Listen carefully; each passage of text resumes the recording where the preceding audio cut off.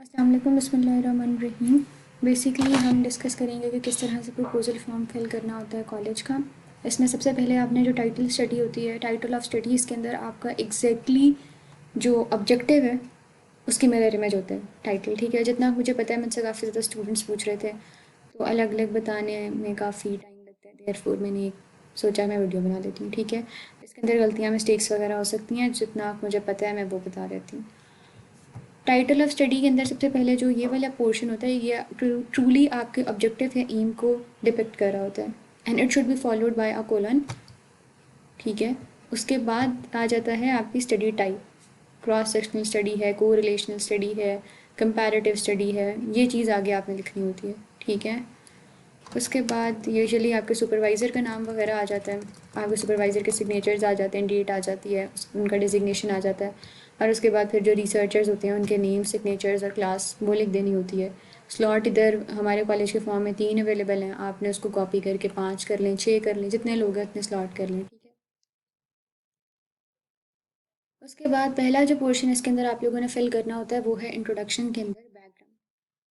इसके अंदर के बैकग्राउंड के अंदर किस तरह से लिखते हैं और क्या फॉर्मेट होता है बैकग्राउंड का, वो मैं अलग से बता देती हूँ, ठीक है। उसको हम बाद में डिस्कस कर लेते हैं कि क्या स्ट्रक्चर होता है बैकग्राउंड का। मोटा मोटा भी डिस्कस करें तो क्या होता है कि आपने शुरू में बताना होता है कि जैसे ये जो स्टडी मैंने खोली हुई है प्रपोजल है जिसका, ये एनजाइटी के बारे में। तो एनजाइटी और नहीं सॉरी, ये जो मैंने खोली हुई है it's about association of nomophobia with social interaction anxiety, ठीक है। तो ये उसी के बारे में बताया हुआ है। नोमोफोबिया होता है नो मोबाइल फ़ोन फोबिया, उसको एक्सप्लेन करके तो आगे फर्दर हमारे टॉपिक स्टार्ट में थोड़ा सा आप बता देते हो बैकग्राउंड क्या है, दरमियान में आपने स्टडी गैप को बता देना होता है और उसको जस्टिफाई करना होता है, आप स्टडी क्यों कर रहे हो, क्या पहले क्यों इम्पोर्टेंट है आपका टॉपिक, ये वाली सारी बातें। और एंड पर जब आपने इसको एंड करना होता है तो आप यूजुअली एंड कर रहे होते हो कि तो फिर हमने यहाँ पर जो है ना बेसिकली एंड पर इस तरह से कुछ लिखा जा सकता है कि keeping the whole scenario in view, या कीपिंग हैविंग सेड दैट, हमने अपने एम्स भी इसी के अलाइन किए और हमारा एम ये है, ठीक है। इस तरह की एक लाइन लिखी जा सकती है प्रॉपर स्ट्रक्चर करके उस लाइन को। अब जो बैकग्राउंड होता है इसके अंदर या इंट्रोडक्शन जो होता है, जब अभी हम बात करें प्रपोजल की, प्रपोजल होता है जो आप कॉलेज में जमा कराते हो अप्रूवल लेने के लिए, ठीक है। इसके बाद मैन्युस्क्रिप्ट होता है जो आप जर्नल में देते हो पब्लिकेशन के लिए, उसमें भी इंट्रोडक्शन का पोर्शन होता है। उसके अंदर प्रॉपर फिर स्ट्रक्चर्ड होता है प्रपोजल के अंदर, आप जस्ट उसके अंदर मतलब लंबा होता है, 2-3 पैराग्राफ्स या उससे भी एक्सीड कर रहा होता है टाइम्स। बहरहाल आइडियली 2-3 का ही होता है। इधर प्रपोजल तक रहें तो इसके अंदर आपने अपने ओपिनियंस बैकग्राउंड के अंदर या इंट्रोडक्शन के अंदर शामिल नहीं करने होते हैं। आपने जो हर बात करनी होती है इंट्रोडक्शन के अंदर वो आपने करनी होती है रेफरेंस बेस्ड, ठीक है। आपने ये वाली बात कोई कही है तो आप उसका रेफरेंस डालते हो। ये वन जो लिखा हुआ है आइडियली रेफरेंस सुपरस्क्रिप्ट के अंदर होना चाहिए, ठीक है। सुपरस्क्रिप्ट यानी वो जो ऊपर छोटा सा नहीं लिखा था वो। यहाँ पर बात मैंने की हुई है कि स्मार्टफोन एडिक्शन जो है वो फिजिकल साइकोलॉजिकल स्लीप इश्यूज़ कर रहा है, तो ये ऊपर 2 डाला हुआ है, ठीक है। इसी तरह ये वाली जो बात थी ये जस्टिफाई हो रही थी 2 पेपर्स से जो मैंने पढ़े, तो इसलिए मैंने 3 और 4 दोनों डाल दिया यहाँ पर, ठीक है। ये आने चाहिए सुपरस्क्रिप्ट के अंदर और सुपरस्क्रिप्ट के अंदर ही आने चाहिए। और इसके अलावा यस दैट्स इट। अब इसमें ये मैं बताती हूँ कि किस तरह से हमने ये आर्टिकल किस तरह से पढ़ते हैं और उसमें से फिर ये किस तरह से इसको यहाँ मेंशन करते हैं और इन पर रेफरेंस किस तरह से डालते हैं, ठीक है। अभी एक और जो इम्पोर्टेंट बात है वो ये है कि देखें ये वाला जो लाइन थी ये 2 आर्टिकल्स से मैंने मतलब ये जस्टिफाई हो रही थी या वहाँ से मैंने निकाली है, तो मैंने दोनों का यहाँ पर डाल दिया। एक और चीज़ जो यहाँ पर नोट करने वाली है, references through out the document chronological order के अंदर होते हैं, ठीक है। 1 से 4 तक यहाँ आपको नज़र आ रहे हैं, आगे भी आप देखेंगे कि फ़र्दर कितने आ जाते हैं। आइडियल तरीका प्रपोजल फिल करने का ये होता है कि आप ड्यूटीज़ डिवाइड करें। आप मैं अगर निकाल लूँ मैंने किस तरह से डिवाइड की होती हैं तो वो मैं आपको बता देती हूँ।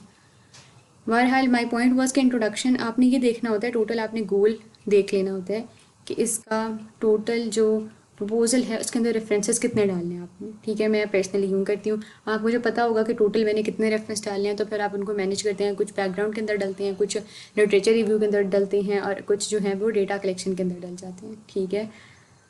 अच्छा, इसमें ना आप डिफरेंट स्टूडेंट्स क्योंकि एक पूरा ग्रुप काम कर रहा होता है तो बेहतर ये होता है कि इक्वल डिवीजन ऑफ टास्क हो, ताकि बर्डन किसी एक पर ना आए और सबकी इन्वॉल्वमेंट रहे, इंस्टेड ऑफ जस्ट एक स्टूडेंट या 2 स्टूडेंट उठ के काम करें सारा, ठीक है। I am just finding that list of work division. एक मिनट जस्ट, यस। तो डिवीजन जो होती है वो इस तरह से की जा सकती है कि एक स्टूडेंट बैकग्राउंड लिख ले, अगला स्टूडेंट जो है वो एम, सिग्निफिकेंस, यस एम लिख ले, सिग्निफिकेंस लिख दे, लिमिटेशंस लिख दे, और साथ ही वो मटेरियल एंड मेथड्स को देख ले। ठीक है, फिर आ जाता है कि लिटरेचर रिव्यू एक स्टूडेंट लिख दे। फिर जो नेक्स्ट स्टूडेंट होगा वो डेटा कलेक्शन वाला पार्ट लिख देगा। ठीक है, और कितने हो गए हैं स्टूडेंट्स? 4 हो गए हैं आई गेस। जो 5वां स्टूडेंट होता है उसको आप स्लाइड्स का काम दे सकते हैं कि वो स्लाइड्स बना ले। और ये फॉर्म अभी मैं बता रही हूँ एथिकल रिसर्च कमेटी का फॉर्म है। ठीक है, इसी तरह का फॉर्म होता है इंस्टीट्यूशनल एथिकल कमेटी का, आईईसी का फॉर्म, तो वो भी इसी स्टूडेंट को दिया जा सकता है। वो इतना लंबा फॉर्म नहीं होता ऑल तो ये मैंने आपको बता दिया ये किस तरह से होता है। अगर आप वर्क डिवीजन करके कर रहे हैं तो जो इंट्रोडक्शन वाला स्टूडेंट होता है वो इंट्रोडक्शन लिख के इंट्रोडक्शन के रेफरेंसेस यहीं पर, मैं ये प्रेफर करती हूँ, मैं अपना तरीका बता रही हूँ। ठीक है, इंट्रोडक्शन के रेफरेंसेस जो बच्चा लिख रहा है ना इंट्रोडक्शन, वो यहीं पर डालता जाए एंड पर, और आखिर में एक स्टूडेंट को जैसे स्लाइड्स वाला जो स्टूडेंट है उसको काम दिया जा सकता है कि वो स्लाइड्स बनाने के साथ या जिसमें भी आपको लग रहा है कि वर्क काम ऐड किया जा सकता है वो रेफरेंसेस को सीधा कर दें। अभी मैं बताती हूँ किस तरह से करते हैं सारा काम। ठीक है, अभी मैंने आपको इंट्रोडक्शन में कुछ बातें बता दी, मैंने आपको बता दिया कि आपने ऊपर किस तरह से मेंशन करने हैं अपने ग्रुप मेंबर्स के नाम, मैंने आपको वर्क डिवीजन बता दी। ठीक है, और दैट्स इट। आगे चलते हैं एम एंड ऑब्जेक्टिव की तरफ। एम जो होता है मेन वाला आपका होता है जो आपके स्टडी का टाइटल से शो हो रहा होता है। अब जब मेरी स्टडी का टाइटल था कि मैं ये देखना चाह रही हूँ कि नोमोफोबिया और सोशल इंटरेक्शन एंजाइटी के अंदर क्या कोई कोरिलेशन या कोई एसोसिएशन मौजूद है, तो यही एग्जैक्टली मेरा स्टडी का टाइटल था। लेकिन मेरा सेकेंडरी एम क्या आ जाएगा कि जब मैं देखूंगी कि नोमोफोबिया कितना निकला है, सोशल इंटरेक्शन एंजाइटी कितनी निकली है, फिर मैं एसोसिएशन चेक करूँगी कि क्या जिन लोगों में नोमोफोबिया ज़्यादा आया है क्या उनमें सोशल इंटरेक्शन एंजाइटी भी ज़्यादा आई है, तो वो चीज़ कोरिलेशन कहलाएगी।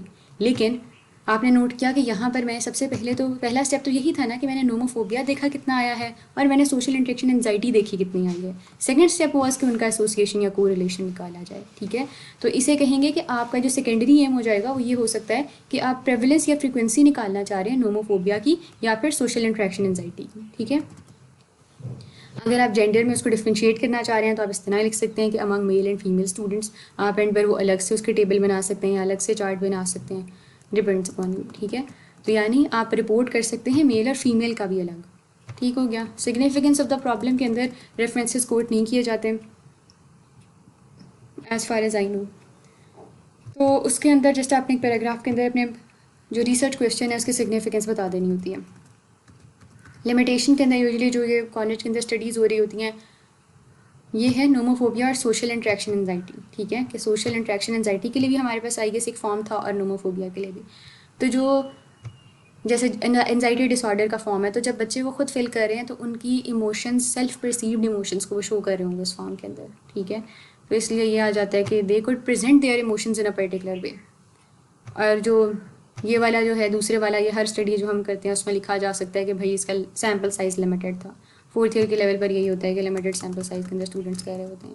इसके अलावा रिसेंटली मैंने देखा कि एक स्टडी ने लिखा हुआ था कि अगर आपको ये फील होता है कि आपकी स्टडी के अंदर क्वालिटेटिव और क्वांटिटेटिव दोनों मेथड्स अडॉप्ट किए जाते हैं, यानी फॉर्म्स भरने के साथ साथ इंटरव्यूज़ भी उन्हीं स्टूडेंट के लिए जाते हैं, तो वो बेहतर इंसाइट मिलती है रिगार्डिंग द टॉपिक। तो आप ये भी तीसरा यहाँ पर मेंशन कर सकते हैं कि mixed method could be adopted to get better insight about the problem। ठीक है, ये देखना पड़ेगा। मैंने अभी रिसेंटली एक आर्टिकल देखा उसने ये मेंशन किया हुआ था, तो मैंने ये भी यहाँ पर बता दिया आपको। उसके बाद आ जाता है लिटरेचर रिव्यू।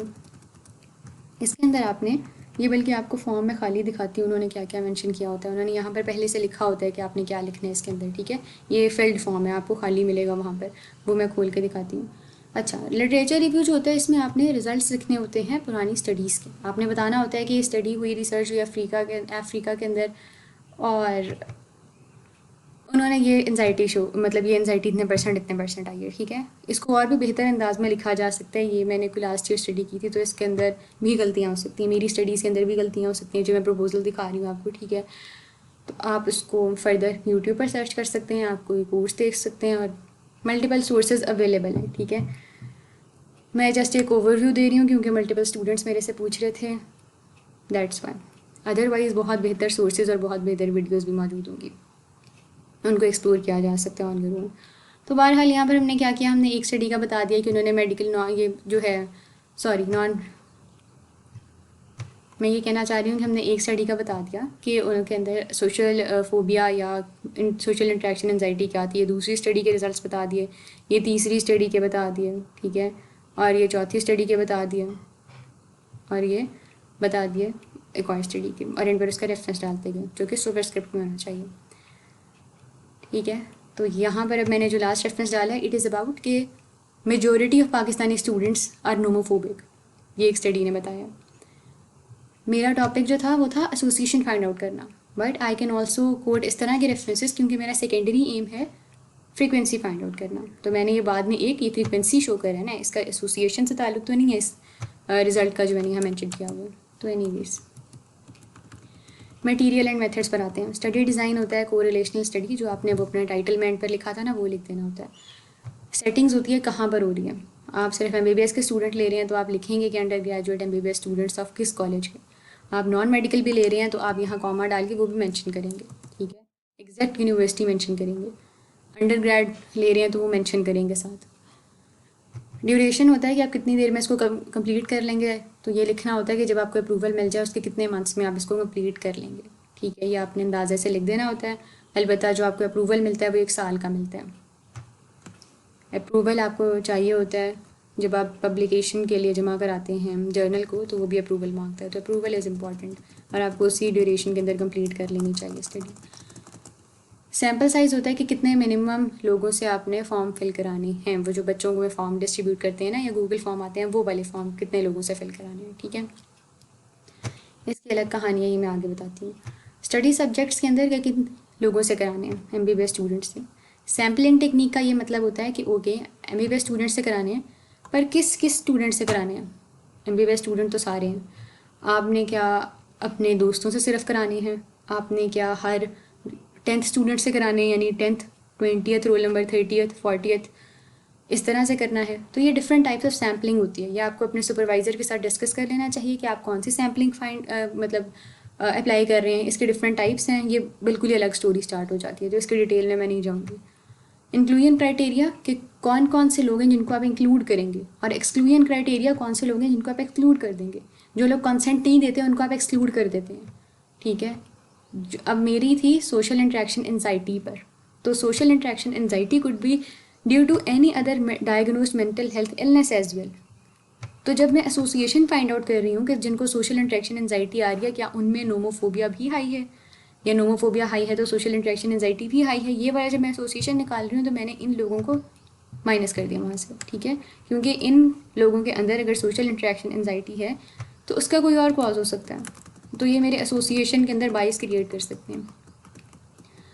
आपने अपने क्वेश्चनर जो यूज़ कर रहे हैं वो स्टडी टूल्स वो यहाँ पर मेंशन कर देने होते हैं। Study variable, dependent and dependent आपने अपनी स्टडी के अकॉर्डिंग मेंशन कर देना होता है। हाइपोथेसिस आपने बता देना होता है, नल हाइपोथेसिस कि nomophobia is not related to development of social interaction anxiety, जबकि ऑल्टरनेटिव हाइपोथेसिस इज़ कि key factor in developing social interaction anxiety. ये इसी तरह से इसी पैटर्न पर लिख देना होता है आपने, नल और ऑल्टरनेटिव हाइपोथेसिस। और एंड पर जब हमारे रिजल्ट्स निकल आते हैं तो तब हम बताते हैं कि हमने कौन सा हाइपोथेसिस को अप्रूव किया और कौन से हाइपोथेसिस को रिजेक्ट कर दिया। ऑपरेशनल डेफिनेशंस आर अबाउट कोई भी टर्म जो आपके स्टडी के अंदर इस्तेमाल हो रही है, जो आप समझते हैं कि आपको डिफ़ाइन कर देनी चाहिए। ये इसलिए मौजूद होती हैं कि जो रिसर्चर्स रिसर्च कर रहे हैं उनके नज़दीक सोशल इंट्रैक्शन एंजाइटी की डेफिनेशन क्या है, या अगर कोई नोमोफोबिया के बारे में रिसर्च कर रहा है तो उसके नज़दीक नोमोफोबिया है क्या। इधर आपको विकिपीडिया से उठा के डेफिनेशन नहीं छापनी है, आप उधर से देख सकते हैं डेफिनेशन क्या है, आप उसे रीफ्रेज करके यहाँ पर लिखें। As far as I know ऐसे करते हैं, ठीक है। उसके बाद डेटा कलेक्शन आती है। डेटा कलेक्शन के अंदर आपने ये जो मटेरियल एंड मेथड्स के अंदर सारा जो है ना, इसमें जो सारा लेफ्ट कॉलम होता है वो पहले से मौजूद होता है। मैं अभी खाली फॉर्म दिखाती हूँ। राइट वाला जो कॉलम होता है वो आपने फिल करना होता है। डेटा कलेक्शन के अंदर आप बेसिकली यही सारी चीज़ों को पैराग्राफ फॉर्म के अंदर लिख रहे होते हैं, ठीक है। इसको आगे डिस्कस करते हैं अगली वीडियो में।